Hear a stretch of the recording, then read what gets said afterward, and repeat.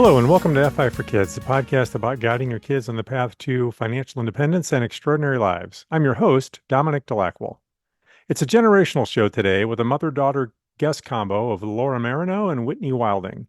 We'll be discussing what Laura learned from her parents, what she taught Whitney when she was younger, what Whitney is teaching her kids now, and because being a parent is always changing, but never ending, we'll also discuss how Laura is still involved with Whitney on Whitney's path to FI.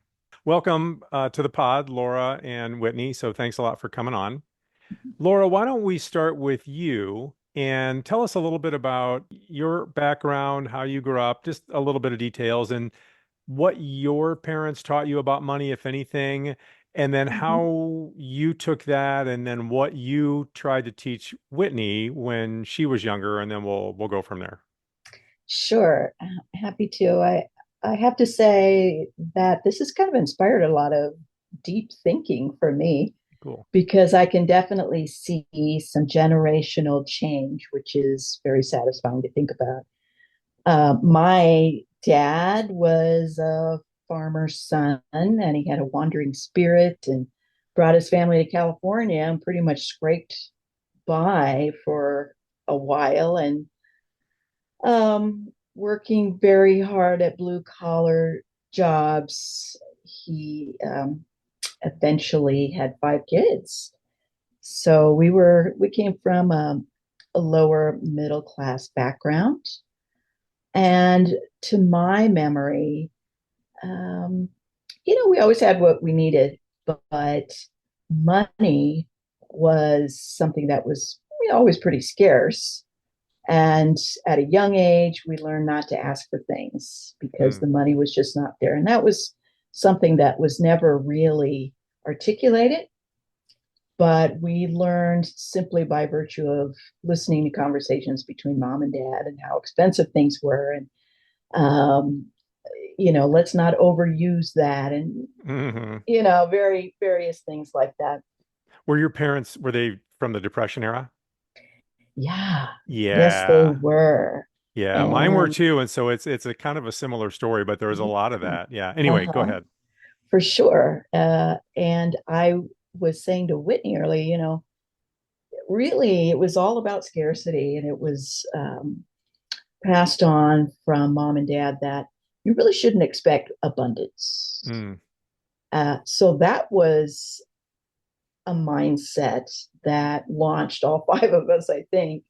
And it was well into my adulthood that I recognized as I was having a conversation with my dad that that's where he was at, but it didn't have to be where I was at. yeah. But honestly, I think I must have been 40 by the Mm, time I had that conversation and the hmm time that I had that realization. So, yeah, background was really all about a um, meager resources. Yeah, you didn't waste things, you Yep. reuse things, like yeah, Mm-hmm. all of that. Which You does that you carry always over? cleaned your plate. Yeah, yeah.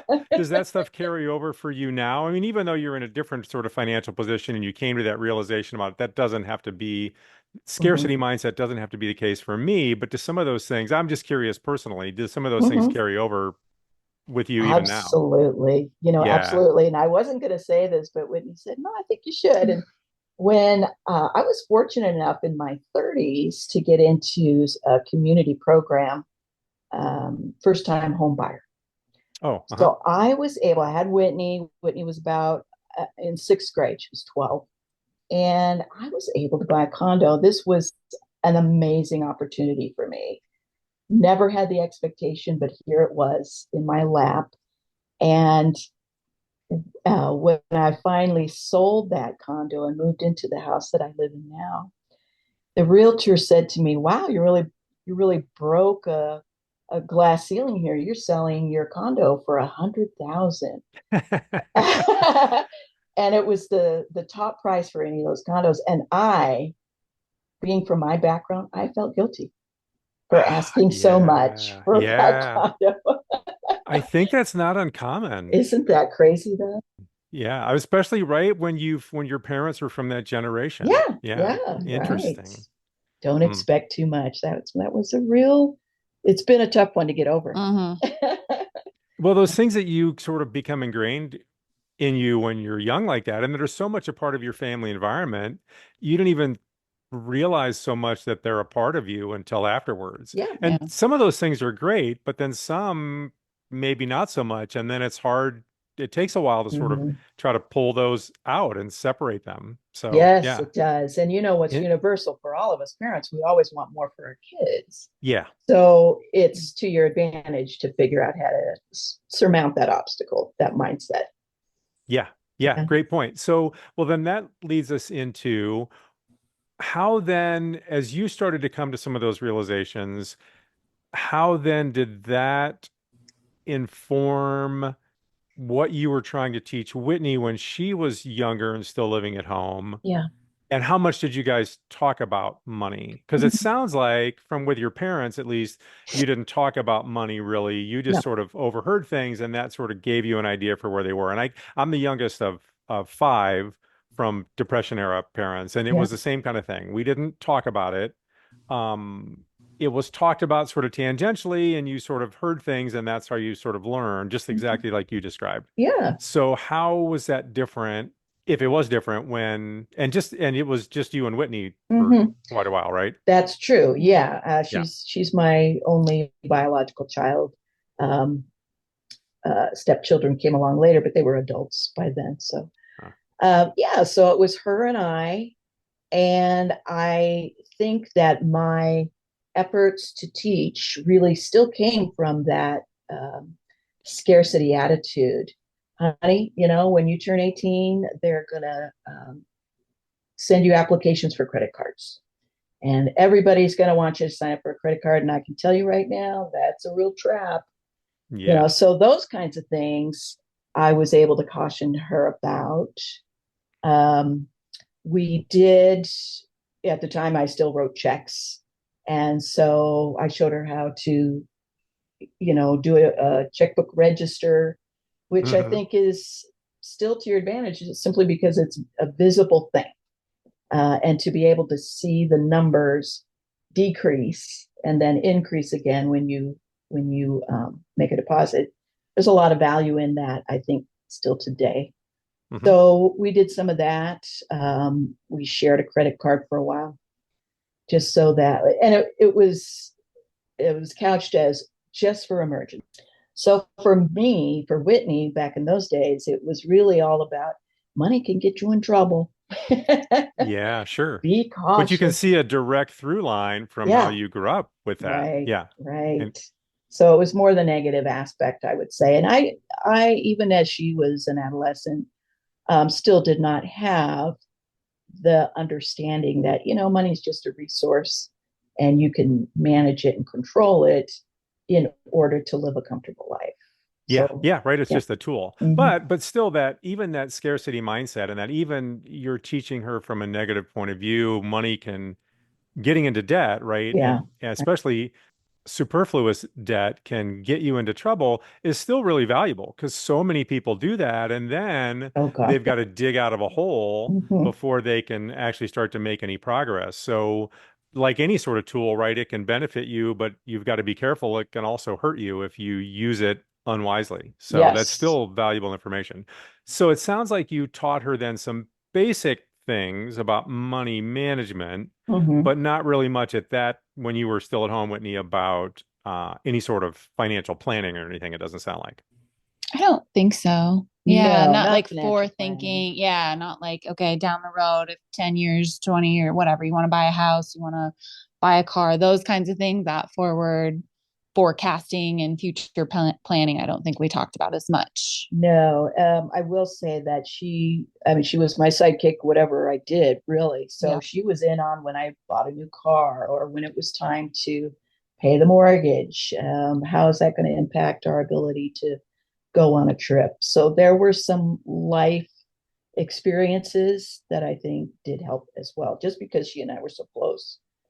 Yeah. Well, and having conversations about how those were going to affect things. So that's still, it's not money management teaching per se in any sort of formal sense, but those are still valuable conversations because, again, that's you learning from just having the conversations about things, right, Whitney? Yeah, Mhm. exactly. Yeah. Yeah. And having that be a part of the way you think about something is okay, well, we need to buy a new car. We have a repair on the car. Mm. So, we have a finite amount of resources. So then how does that change? What are the things that we can adjust so that we can take care of this necessary thing? Yeah, Yeah. absolutely. No, all valuable. It's Hmm. really essential stuff, Yeah, right? for sure. Yeah. So Whitney, what was your experience then outside of that, kind of as you were moving into late high school and then sort of early adulthood? Um, I guess maybe wrap this up a little bit with a little bit of your bio, right? So your sort Yeah. of early professional history and college and whatnot, and then how your what you learned from your mom growing up, how that had an impact on what you were doing with money early on. And then we'll get into later sort of your Hmm. interest in FI and then kind of how you guys are sort of still, right, Laura, how you're still kind of sort of helping her as Whitney's trying to move towards financial independence. But let's start with kind of your bio and your early money situation. Yeah. So, I remember moving out, you turn 18, you move out. That's what you're supposed to do, even though it was like, this is the north part of town. It wasn't like I was going far.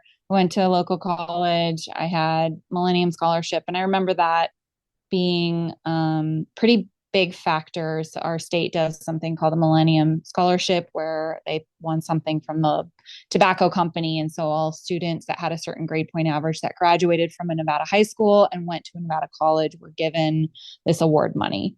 And so I used that as leverage to help go to college. That was a pretty big factor.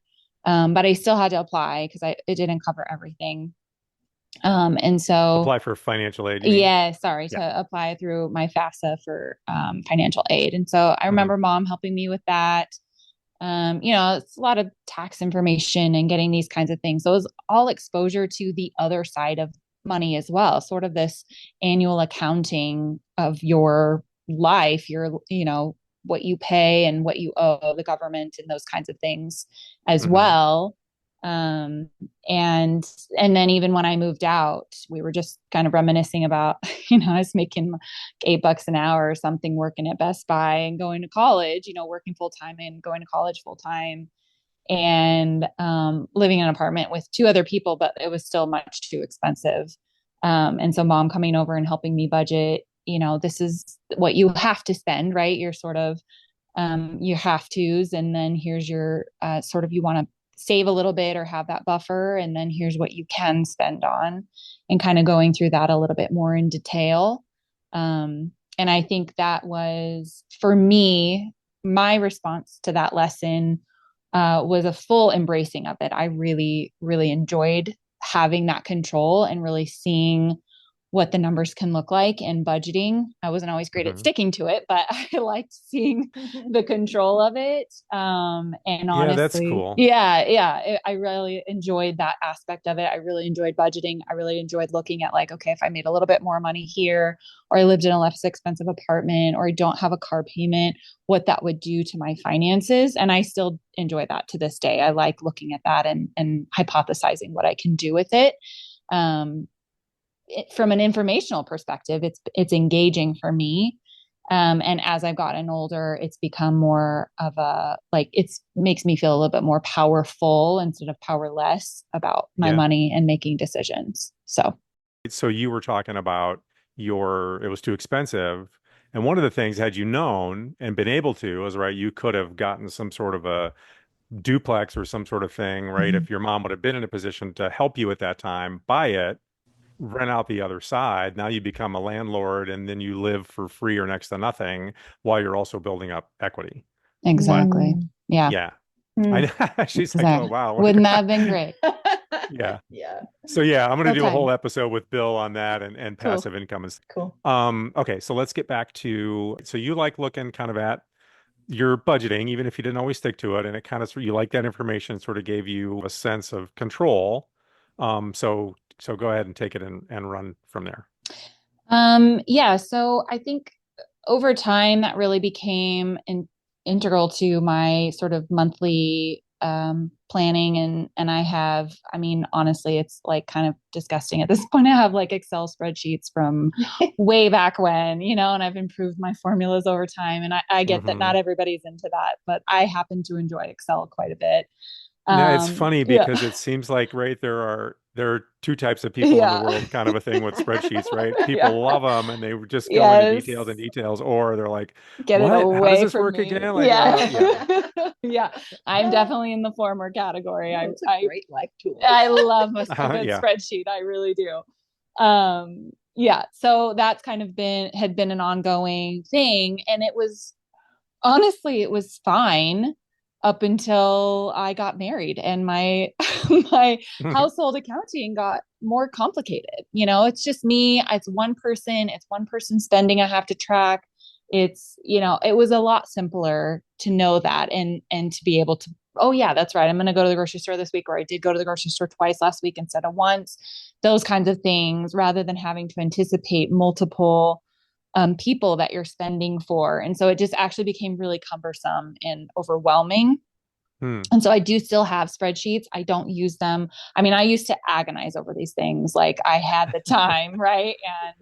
And it was simpler, and now it's not. We have two houses and three kids, and just the expenses are um much more frequent than they are as a single person. And Well, and so, you have a sort of a blended family, right? Where correct. you've Yep. got a son of your own that's still Yes. pretty young. How old is Ben? 7. 7. Mm-hmm. And then two older kids, stepkids Mm-hmm. for you, but one is out of well, they're both out of the house Now now, they're right? both out. Yep. Yeah. Anna Yeah, just went to school. So they're both out of the house, which does simplify things a little bit. But we still do some expenses for both of the kids. Well, mostly Anna, because the car she has is our car. And so, those kinds of things, gas and sure. insurance and fixing it, etc. So Um, much less, but I have a quick question. I just yeah. want to back up real quick. So when you were in college and early career, kind of when you were on your own, were you didn't always stick to the budget necessarily, but Mm-hmm. did you get into debt or did you follow your mom's advice and stayed out of? Yeah. I don't think I incurred a lot of debt as a kid. Yeah, I Mm-mm. didn't Okay. really have credit cards. Maybe a car payment, although that first car, the first Nissan Altima that I had, which I loved that car. My dad was I was lucky enough. My dad actually purchased that for me. He bought it newer, so it ran well, and I had that for a long time until it got somebody ran into me and Hmm. totaled it, unfortunately. But that was a great car. But other than that, yeah, I didn't. It was school Yeah, debt. I mean, that's what I had it was was school school debt. debt. Yeah, Yeah. Yeah, that's the only debt, sure. really. Yeah. We were lucky enough to where we were able to buy a car used from your uncle for Oh, yes, cash. that's right. Yeah, You had Oh, that cool. car, yeah. that's So right. that was kind of a I blessing. forgot about the truck. I Yeah. think by that time you had really acquired that mindset that you did not want to be in Yes. debt. Yeah. So Yeah. Yeah, good for definitely, you. yeah, yeah. Which honestly isn't as true now. Like we have two car payments, but at the time as a kid, I was definitely a little bit more conscious of the debt. But Well, and I will and you also say didn't. I wasn't like good at saving. So there Oh, is that. sure. Yeah. Well, that's another important component. But you Yeah. didn't have stupid debt, right? Just for No. unsecured because you were buying too much, I don't Whatever. know, Yeah. whatever dumb Mm-hmm. stuff. It was all things that were secured to, you had loans for cars or Yep. you were debt for school or those kind of things, Yeah. which some people would make an argument, avoid that as much as possible. And there's a conversation to be had there, but it's different from credit card debt that's Right. just for stuff Going out and buying drinks or whatever, or just clothes or, stupid things. Yeah. yeah, Yeah. right. That never really Yeah, was my exactly. mindset. Yeah. And I Yeah, even good. Good for actually, you. yeah, well, so my husband and I were talking Brandon and I were talking the other day about we were at the mall. I don't know, we were like, let's just go walk around the mall or something. Me and Ben and him were doing Hmm. whatever. And I remember we were just kind of walking around and we were sort of reminiscing as kids because we grew up in the same town. And I remember coming to the mall and you just like kind of walk around. And I was saying, oh yeah, we used to come here all the time, this store Hot Topic. And I was always with friends that could buy stuff there. And I'm like, it just never occurred to me that you would have money when you come to the mall as a kid. To buy this was expensive to me, Yeah. Hmm. and I never could remember or like imagine why these people had money. And now I think about it and I'm like, well, they, probably a lot of credit card debt that either did. kids or their parents were getting into just so they could have that luxury of like, I'm going to go to the mall and buy a new shirt or a new outfit, a pretzel at the, pretzel stand or whatever. Let me ask you this then. So back during that time, did you feel like your life was lacking in some way because you weren't spending money like that? No, I never felt, even now, I never feel that way. Mom and I have had this conversation. It never once, I never look back and think, oh, I went without. It just doesn't occur to me. It doesn't, honestly, like I feel prouder now, feeling like there's plenty of stuff that I can live without because it's just stuff. Like it's just not that important to me. Yeah. And I get that that's not everybody. Some people do enjoy and get pleasure from that. I'm just not one of those people, and I never felt like deprived. So, Well, but you get pleasure from things. I think that's one yeah, of the key components of FI, right? If yeah, you're working towards financial independence, you can't really separate out identifying the things that you value and what you want to spend money on, because you always have to spend money on some things, and you sure. don't want to have this life like no one's talking about living some life as a hermit where you just never do anything or spend any money. Yeah. But moving towards FI and increasing that savings rate so that you can then invest that money and make it grow for you is all about, well, I'm going to spend deliberately and wisely for me. And that's always a little different for Yeah. everybody. But knowing yourself and what you really value, like I know you and Brandon like travel. So you Mm-hmm. spend money on travel. Like we're the same, right? We Yeah. really value travel. We set money aside for that, plan for it, because that's something we want to spend money on and we get a lot out of that. Yeah. Whereas other things, just more stuff all the time, Mm. doesn't really give us much value. So we don't spend money on that sort of thing. Yeah. And that leaves us more money either for travel or then to save and invest and keep sort of, pursuing Mm. those FI goals. So Exactly. Something I really just remembered and so appreciated at the time was about the time, well, when you were a teenager, I started getting child support. And so that enabled me to send her to a semester abroad, Mm. oh yeah. which I've always thought was a great growth opportunity, an experience to remember. And I'm so glad that we were It fortunate was enough awesome. to Yeah. make that happen. Yeah. It was awesome. Because that to me is one of those things that is a great use for money. You know, you're crafting a life and experience that is so enriching Mhm. as opposed to just buying a new outfit or Right. some new toy that's going to be disinteresting next year. So Yeah. Yeah. Well, that then was you've neat. moved on from it and you're looking for the next sort of Yeah, fix, right? From a Yep. purchase. Whereas with right. rate, like you can see your face light up, right? And hear it in your voice when you're like, yeah, that was It great. was Oh, great. yeah. Right? That and things that you learn then just about the world and also about yourself from traveling, especially when you're young like that and you can be abroad for an extended period of time. Like those are things that then inform you and carry with you and expand your life in all sorts of ways for the rest of your life. And Mhm. so that's a great example, Laura, Mhm. of having money and then choosing very deliberately and wisely, right? In this case, how to spend that. So Yeah. that's great. That's Yeah. really fantastic. Yeah.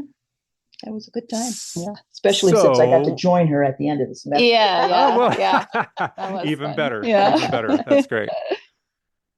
Okay, so let's move into Whitney. Do you want to talk about? Let's do it this way. Whitney, why don't you talk about what approach then you've taken with teaching your kids about money?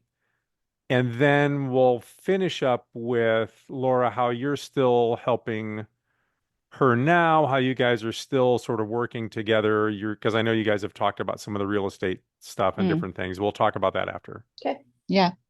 So, Okay. So, honestly, I still feel like I'm learning all the time. And, I mean, obviously you've introduced me to the FI movement and I really got into that. I read a lot of like Christy Shen stuff and then gotten into various podcasts, including more like real estate as a way to sort of, bring in that income more passively so that you can kind of have your time back, which is becoming increasingly more important to me. particularly with a 7-year-old who's very, very into sports and very good at them. So I want to be available and around to do those kinds of things. And God help us when soccer tournaments start, because that'll be our whole weekend, I guess. But so I really would say that I truthfully am still learning all the time and still kind of ingesting that information and still tweaking the crazy human things that I do, which are not always what I want to do, but things that happen. And so, I moved away from the spreadsheet. Like I was saying, that became just really cumbersome. There's so many good apps out there now too, though, that you can sort of set that budget and it automatically will track those things for you. And so just being a little bit more diligent about looking at those instead of having to plunk in every single expenditure like you do on a check register or in an Excel spreadsheet. This app, I personally, I don't, do you want me to say any of the things? I Yeah, don't know if that's which okay. app do you use? I've been using Rocket Money and I really like it. Oh, great. Okay. Yeah, and it's pretty cool in that it lets you choose how much you're willing to pay for it. Like they really kind of put that out there, like, hey, we really believe in this product, and whatever you feel like is fair compensation for what you're getting. So I really liked that. I like that message. And it's fairly simple to use. You set that budget and then it categorizes things. It learns when you say, oh yeah, this is my mortgage payment or my, car payment. And it will kind of automatically sort those things for you so that I'm not having to do it manually every month. And it really has taken the time away from budgeting that it used to take me, which is great. And I can still see it, month over month, year over year, where our expenses have changed. And I still get that information and can adjust based on that information. Have you done Yeah. anything with the kids with that? Ben might be too young, but Yeah. with the older ones, I have you haven't. guys not No, yet? Okay. not yet. Yeah. And the reason being, so actually, this happened just probably about 5 or 6 months ago. Before Anna we moved her to Oregon. She was asking about budgeting and wanted to like get a head start on it. And actually had told us, I think last year they took some class in high school, in one of her high school classes, and they talked about investing, and they actually showed them like if you put money away and you're, saving this, look what it can grow by, age 40 or 60 or whatever it is. You could have $1 million if you're putting it away diligently, right? So she's already kind of gotten that, which I was so excited to hear that her school Yeah. had even had a class about that, like one day of teaching about financial management, because it is so lacking, I think, in our upbringing and our they leave it to families to do, but it is such a touchy subject, right? Money is so hard to talk about, I think, in our culture.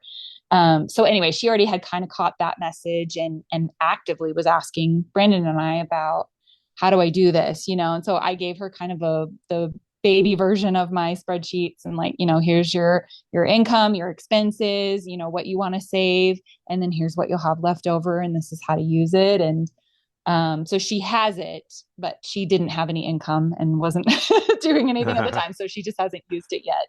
Sure. But she and I will have a future date when she's bringing in a little bit of money so that she can apportion it how she wants to spend. And I think she's really taken to that the most out of any of the kids. I mean, Ben's still pretty young. Yeah. David is a little bit, I think he's been making money for longer. He's, been working longer, but is And he's very older. He's the older. oldest. Yes. So he's the Yep. oldest and is going to school, but is also working, but is also very, seems a little more private about those things. So I haven't pushed it too much with him. And then as for Ben, my lessons with him are at the, 5, 6, 7-year-old, whenever we started this level, which was very basic. And so a lot of the places that I read, blogs that I read or podcasts that I listen to, I'll get ideas. And one in particular was Mrs. Frugalwood's blog is one. She has a couple of kids, and so she kind of talked about how she teaches them about money, and even a really great lesson she taught one of her kids on going into debt, where the deal was, anytime they wanted to go somewhere and they thought they wanted to spend money, they have to remember, right, to bring their wallet. So one time they were at, their local fair or something, and one of the daughters didn't bring her wallet. And so the mom said, I'm going to let her go into debt and really see what this feels like. Mm. she didn't have her money and she didn't have enough when she finally did have her wallet. Anyway, so every chore that she then did, she did not get compensated for. Hmm. And she, until you've paid off this debt, this money is not yours, was sort of the overarching lesson. And I thought, what a great way to say that, right? Because normally it's very, I do the work, I get the money. But when you're in debt, really that money isn't yours, right? Yeah. It is someone else's money that you are just the conduit for. Mhm. And so I thought that was really intriguing. And I did do that one time with Ben, and I think it had pretty good results. He's still pretty young, so some of those things we'll have to do on multiple occasions. But he's grasping Sure. the idea of economy He because is. he will even tell me, Mhm. I can't I can't do something with you on Wednesday afternoon because I have to clean up the dog poop. He is. He He gets has. paid. Yes. So, Yeah. I mean, that has Great. value to him Yeah. already at 7. So, Yeah. okay, you betcha. Yeah. Yeah. Well, he's taking his responsibility Yeah. seriously. That's Very great. seriously. So are you giving him Yeah. an allowance then, it sounds like? So yeah, so we started it a different way. Originally, I wanted to just teach him about managing money. And so we started off, I'm going to give you $5 a week, not because he was doing any, just do your normal responsibilities and pick up after yourself, etc., but nothing firm. It was just like the concept of when you get money, this is what you need to do with it, right? Here's some for saving, here's some for spending. We don't want to spend all of it. And if you want something, you definitely want to save the majority of it if you're trying to save up for something. And he was gung ho about it. He saved every red cent I gave him at the first outset, but he was also 5 and didn't really want for a lot of things, right? And so as we've gotten a little bit more sophisticated with it, okay, now there are some pretty basic responsibilities. The responsibilities in the household are not things you get paid for. Those are things we do because we live in a house and you have to pick up after yourself and help, etc. Yeah. But anything above and beyond that, I agreed to pay him, $4 an hour. So a 15-minute chore is $1 or whatever. Oh, Um, cool. I get to decide how long the chore takes was the caveat because Ooh, good, I good know, thinking. yes, Yeah. because I can totally see dilly dally. Oh, it took me an hour to clean up these 4 pieces of dog poop. No, no, no, no. Yeah. And so I spell them out on a chore chart. So responsibilities are unpaid, chores are something he can do for money. And I also kind of gave the caveat, if I have to tell you over and over again to do your responsibilities, I'm not going to pay you, because the whole point Oh, yeah. is for me to not have to nag about it, right? For you to Hmm. just sort of have the initiative to do it, etc. Yeah, cool. Well, you're teaching Yeah. them all kinds of things there then, right? Yeah. That's great. Yeah. Yeah, there's a lot in there. There's a I lot like in that. there. Very Montessori, he's going to that Montessori school. And so I'm trying to be very like functional and life skill oriented Yeah. as we're teaching about Great. finances. So today, actually, he's going to help me. I got a couple of bushes I want to cut down, and I told him, it's a couple-hour job for maybe for $8. He wants to save up for an iPad, which will Yeah. take a while. And so I am actually kind of scheming in the back of my head, how do we maybe make some visual chart of for him, because we have a bank account for him to save, but it's not like he can see it growing as well as he Yeah, could. sure. Like maybe something on the fridge where we can like notch it up every time he Yeah. saves a little bit. Yeah, right. Yeah, Put it in with some different colors or whatever, exactly. however you Yeah. want to do it. So a nice visual. Yeah, sure. That's Yep. motivating. Yeah. No, I think that's a great idea. Yeah. Is he required to set a certain amount aside for savings, Yes. or Yes. how much? So we did talk about that. I kind of go with the like 50, 30, 20 rules, in regards to that. So 20% set aside for saving, and then 30 is for spending. And he doesn't really have like bills per se. Yeah. So I do try to just push the 20% for savings. However, with this particular task of him wanting to save for the iPad, it's his choice, at least 20%, but I'm encouraging more if you want to get to the goal more quickly. Yeah. You'll get there more quickly by saving more quickly and not spending it. Yeah. Yeah. Well, and then you're leaving it up to him, but that's where the visual would help Yes. too, right? Because then he can see it, Exactly. and then that'll maybe help motivate him, or not, right? But Yeah. his choice. His So choice. yeah. Exactly. Yep. Yeah. And he's actually spent money a couple of times the last couple of weeks. Yesterday, we went to the store. He wanted to buy slime. I don't know where he got this in. He wants to buy slime. Okay. We went to the craft store. They had a big old bucket of slime. It was $20. And I said, I was like, he had the money, but I said, okay, this is your choice. But remember, you keep telling me you want to buy this iPad. You're not going to get, you're spending faster than you are acquiring money. And so you are Yeah. depleting it so I think the visual chart will really help, something I can move up and down and help him see where he's getting to in his goal.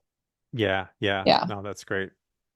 Uh, just the fact that as we're having this discussion, it's I realize how powerful these little life lessons are for Ben.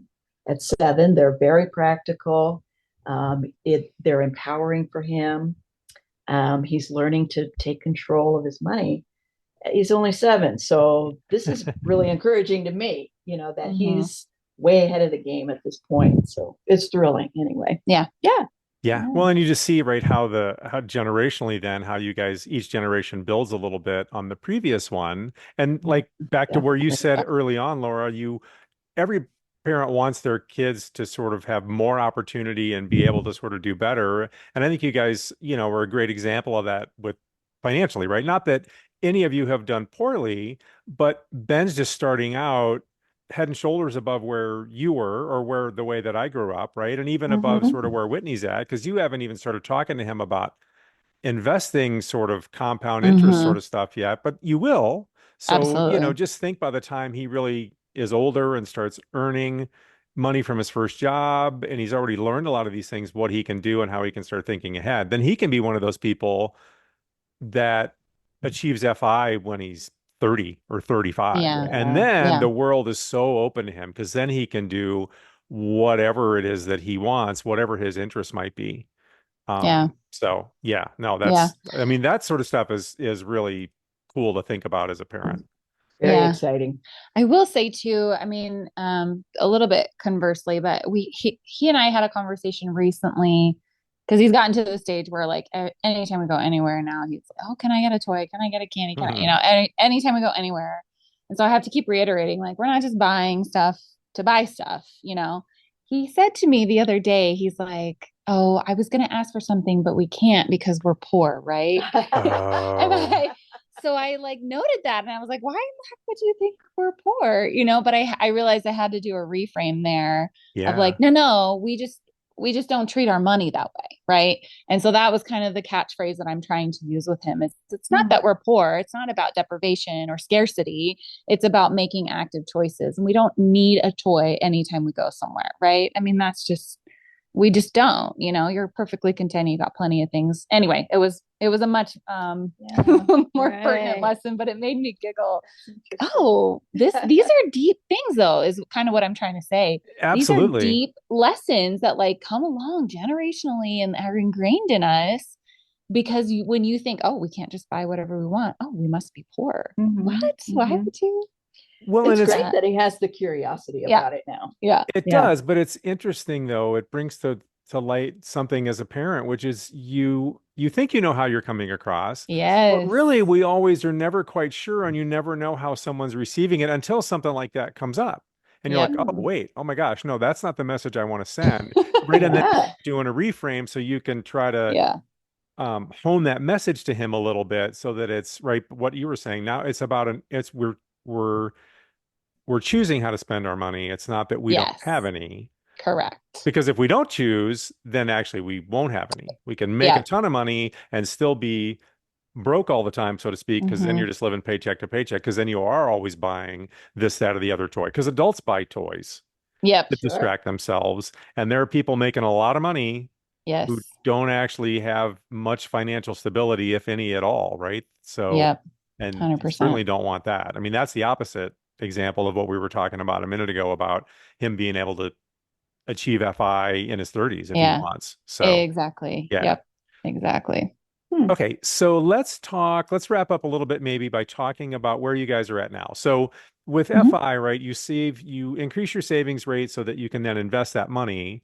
And the investment options, there's no one right way to sort of invest. And some people strictly do a simple thing in the stock market. They just do a whole market fund because they want life to be simple. They don't want to think about it. Other people have different interests. So I know, Whitney, you've got an interest in real estate. That just Yes. piques your interest. You like looking at properties and stuff. And so that's something that you and your husband have been working towards. Hmm. And then Laura, you're also playing a role in that still as a parent, even though Yeah. Whitney's out on her own and has her own family, but Hmm. Yeah. the parenting thing never really ends. So No, why don't that's true. you two talk to me about how you're what you're doing with that and how you're still interacting together. Yeah, we've become collaborators in a sense because Whitney is such her mental capacity just floors me, to be honest, because she's always gathering new info and take a look at this property and Mm. um, and we will go and look at properties together. Oh, fun. I yeah, it has been fun. We plan for the future. I mean, I could totally see myself in um, in a little cottage mother-in-law house behind her house, and you know we've talked about that for years, and I could see that actually happening, mostly because we're very comfortable with each other. But so now uh, we're she's bouncing ideas off of me, and I think I still tend to be the one to um, temper these plans. I don't know. Do you really want to buy something so far away? You won't be able to see that property every day. But it's an option, and I think she's kind of opening me up to new ideas as well. So I Mm. think I'm learning a lot more from her than vice versa. But at least we are giving each other feedback and considering what will work for us. And when I say us, we would very likely go in with her on a purchase at some point, even if it's just as co-signers or whatever, if it works for both families, for both households. Yeah. So we're learning together, and she just has an amazing capacity for what about, what if. So yeah, that's kind of how we're collaborating so far. Yeah. Anything to add to that, Whitney? Or just Yeah. she said it I all. didn't she did a good summarization of it. I think for me, there's just so much more behind it, but the nuts and bolts are like I am interested in that. It's something that has captivated me. And so listening podcasts, reading books, looking at people's websites, Coach Carson has been a big one that I've gotten into more recently. And there's also like the Bigger Money or Bigger Pockets has the real estate one. Mm-hmm. So getting into those kinds of different podcasts and listening at like what kind of strategies are there, and really kind of like wrapping my brain around what makes sense, and how do I use this interest to lever. It's not, I don't want to just like be a landlord, right? The whole point is does this accelerate our goal of FI, right? And our goal of just really and truly buying back my time. Because I think a lot of us, and Dom, you and I have had this conversation too. It isn't even necessarily about just like, oh, we don't want to work anymore or anything. It has nothing to do with that. It has everything to do with having the opportunity to have your time be allocated in the way you want to. And I don't necessarily have to go to work. I would probably still work because I enjoy working. I enjoy using my brain, but I would not say freedom is a high priority for both of freedom. us. Yes, Yeah. big time for different reasons and in different ways, but absolutely for freedom's sake, right? Yep. Yeah. Yes. And so real estate is attractive to me in, some of the stability of it, obviously that's been kind of in flux, but it is over time proven to be extremely stable. And, housing is a big deal anyway, and something that on a just like a human level, I feel pretty passionately about as well. Just like I was talking about earlier with, students and having reasonable housing prices. And even now, just as adults, like rent is astronomical here where we live in Reno. And, you know, it's a multifaceted thing that allows me to pursue something I am interested in while achieving goals that I enjoy. And so what's not to enjoy? And then I get to include my lovely mother in it as well. So there's a lot behind it for me. Yeah. But yes, for sure, something that a vehicle I'm looking at is part of my journey to FI. So, and I think the go ahead, Laura. was going to say the fact that both my husband and I are retired gives us time, and we're still pretty strong on doing projects. So if it comes to a fixer-upper, Yeah. I'd be right in there. And I'm sure Ruben would be too. So, Yeah. we've got some things in our tool bag that will help us. Yeah, Yeah. that's great. Yeah. Well, then you can Mhm. work on that stuff together, right? So then you're still spending Yeah. time Exactly. together. Yeah.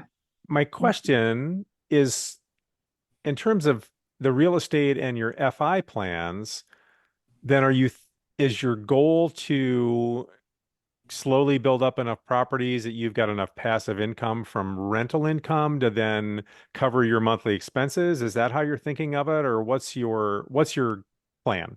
Yeah. So right now, sort of my vision is twofold. And my current job, um, I mean, there's opportunities there for investing, et cetera. And so I am kind of right now, going down that path with my career to accumulate sort of more like investing options in stock, et cetera, because that's an opportunity in a vehicle that's presented to me currently. And then the other avenue is taking, sort of extra finances and building up properties as a way for passive income as well. So you're looking at kind of a twofold plan where I'm looking into both areas. One is for maybe more future, and one for maybe more current or present, to be a little bit more of like, yes, passive income, and maybe kind of moving into a sort of more landlord type role where Hmm. I'm doing that on even a part-time basis to kind of pull back from a full-time career. Yeah. Ideally. Yeah, Yeah. ideally. Do you have a time frame in mind or not so much yet? So I do. Go ahead and say it, girl. I know. Yeah, put I it out get there. nervous. I do. I get nervous. I honestly would love in the next 10 years to be in a place where our rental income is enough that I could step away from a full-time job. That would be my more realistic goal. I think 5 would be my more ambitious goal. Yeah. And I'm really thinking about it more from just sort of the life markers that are coming up, with my youngest being 7, and then eventually, wanting to be around for, his activities. And then also, Brandon, my husband, will be finishing his PhD program in actually 4 years now, not instead of 5, which is what we originally thought.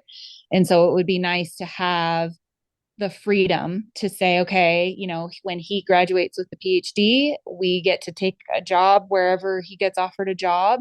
And I'd love to be in a position where it wasn't completely devastating to our finances, as right now I am the primary breadwinner, that Sure. we had that option to say, hey, we've got this money and we've got another house here we can rent out. And that really gives us the freedom to choose what really makes sense for us versus having to take something out of necessity. Yeah. Mhm. So Yeah. No, that's great. Well, and I think 10 yeah, years is certainly doable. Yeah. maybe when you make that visual for Ben, you could make Yeah. one, you make one for you. I love that Oh, idea. you should. I'm so should. visual. I don't know why I didn't think of that. I love that. Thank you.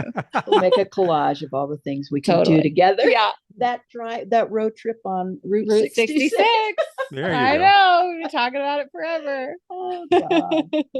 Killer. Yeah. Well, Hmm. thank you both so much for coming on and just sort Absolutely.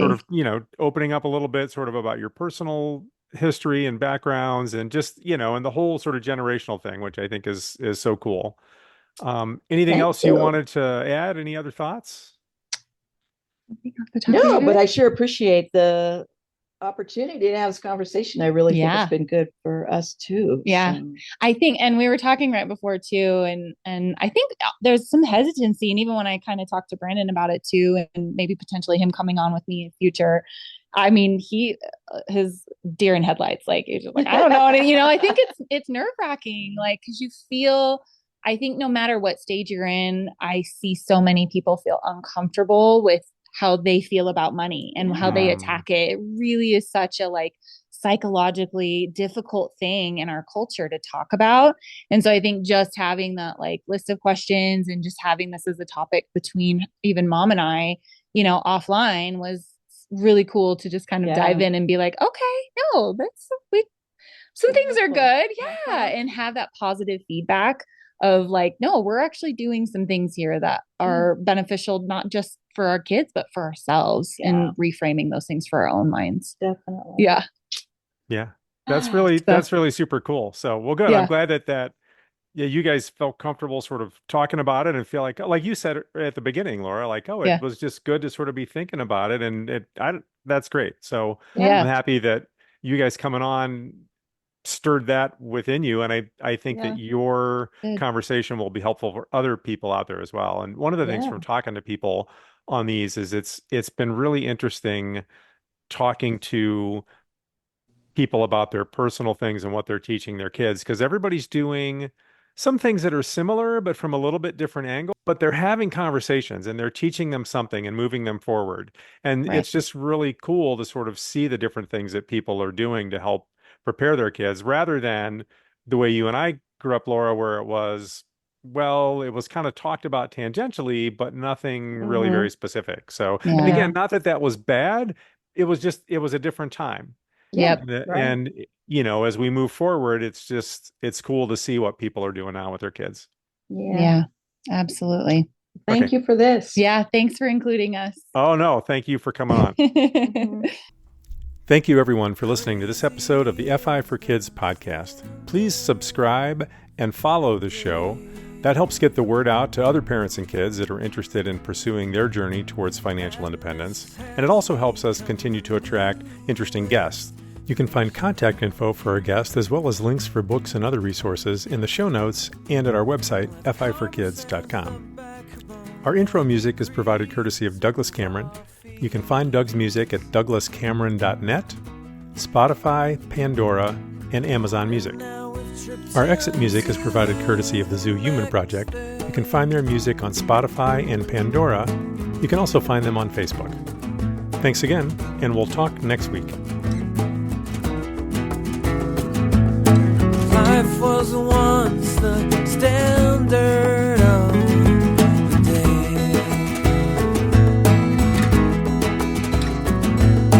Now most rot in the material plane.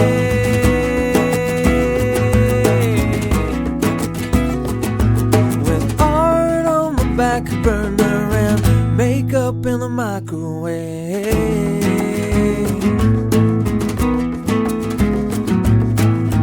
How can a world full of flavor be so painfully bland?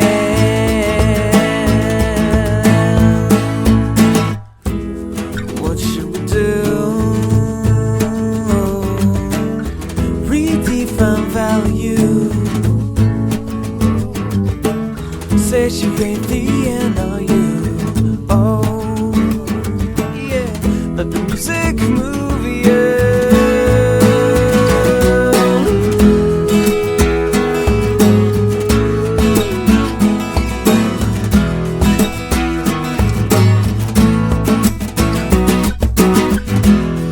It's better late. It's better late than never. It's better late. It's better late to purify this polluted stream.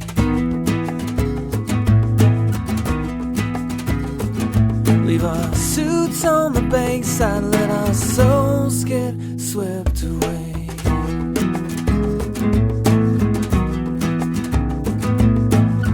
We'll empty out into the ocean and rise up under the rays of the sun.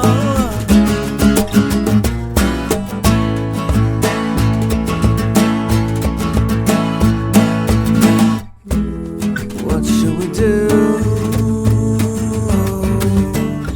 Redefine value.